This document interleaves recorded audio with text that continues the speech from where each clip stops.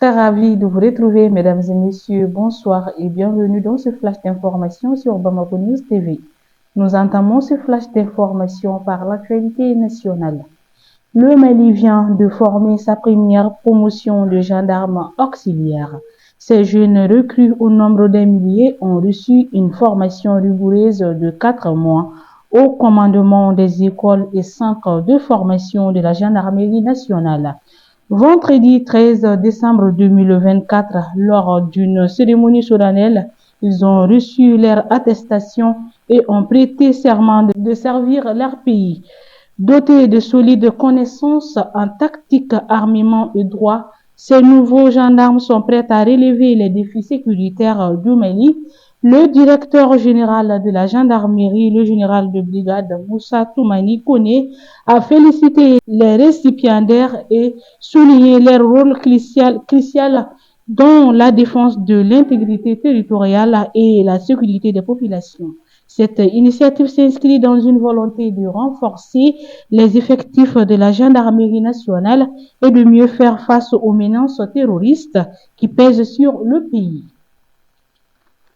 Toujours au Mali, le projet de loi des finances 2025 du Mali prévoit une allocation importante de près de 81 milliards de francs CFA pour les dépenses électorales.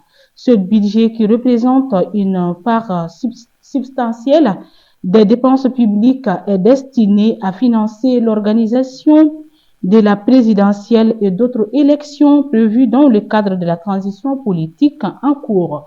Il s'agit d'un signal fort du gouvernement en vue de la stabilisation et de la normalisation politique après plusieurs années de transition militaire.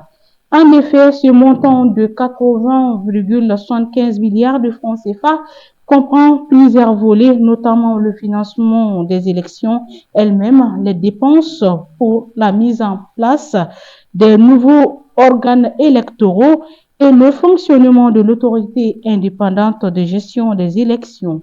Les 80,75 milliards de francs CFA alloués aux élections viennent compléter les dépenses liées aux autres réformes prévues par la nouvelle constitution et les mécanismes de suivi des réformes institutionnelles.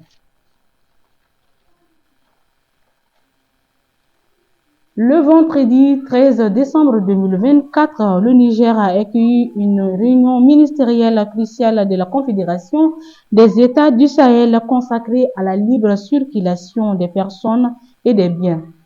Présidée par le ministre des Affaires étrangères et de la coopération internationale au Mali, son Excellence M. Abdoulaye Diop. Cette rencontre a témoigné de la volonté ferme des États membres de promouvoir l'intégrité régionale et la stabilité. Lors de la cérémonie d'ouverture, les chefs de délégation ont salué le leadership des chefs d'État de la Confédération qui placent les aspirations des populations au cœur de leurs priorités. Les ministres ont souligné l'importance stratégique des initiatives visant à renforcer les mécanismes de libre circulation dans l'espace ouest africain, conformément à un esprit panafricain affirmé.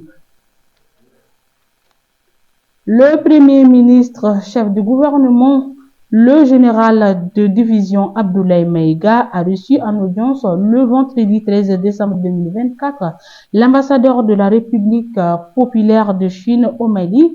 Cette visite de courtoisie s'inscrit dans le cadre du renforcement du partenariat élevé au niveau stratégique lors de la rencontre entre le président de la transition, chef de l'État, le général d'armée Assimi Goïta, et le président chinois Xi Jinping. Lors de cet entretien, l'ambassadeur a souligné l'excellence des relations sino-maliennes, vieilles de 64 ans qui ne cessent de se renforcer. Il a exprimé la reconnaissance de la Chine aux autorités maliennes pour leur soutien constant en faveur de la souveraineté d'une seule Chine.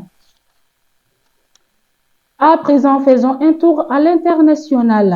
La communauté économique des États de l'Afrique de l'Ouest a décidé de repousser le départ du Mali, du Burkina Faso et du Niger initialement prévu pour janvier 2025. Ce retrait sera discuté Lors du sommet d'Abuja le dimanche 15 décembre 2024, le Parlement de la CEDEAO et de nombreux chefs d'État ont demandé ce report pour favoriser le dialogue et préserver l'unité régionale. Le président sénégalais Bassirou Diomaye Faye, médiateur de la CEDEAO, se montre optimiste quant aux négociations en cours.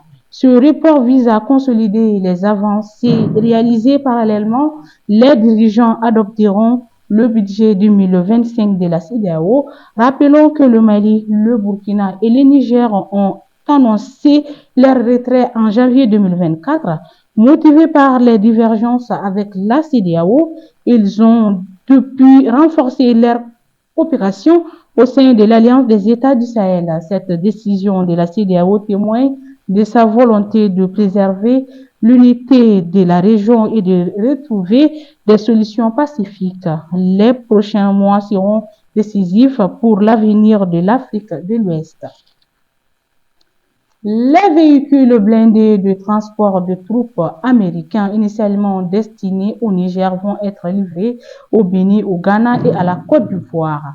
Les États-Unis ont officiellement transféré une douzaine de véhicules blindés de transport de troupes Puma M36 à l'armée béninoise après les avoir initialement destinés au Niger. Selon Défense Web, 38 Puma M36 étaient d'abord prévus pour le Niger, mais après que ce pays a mis fin à sa coopération militaire avec les États-Unis et le retrait des forces américaines, les véhicules iront désormais au Bénin, au Ghana et en Côte d'Ivoire.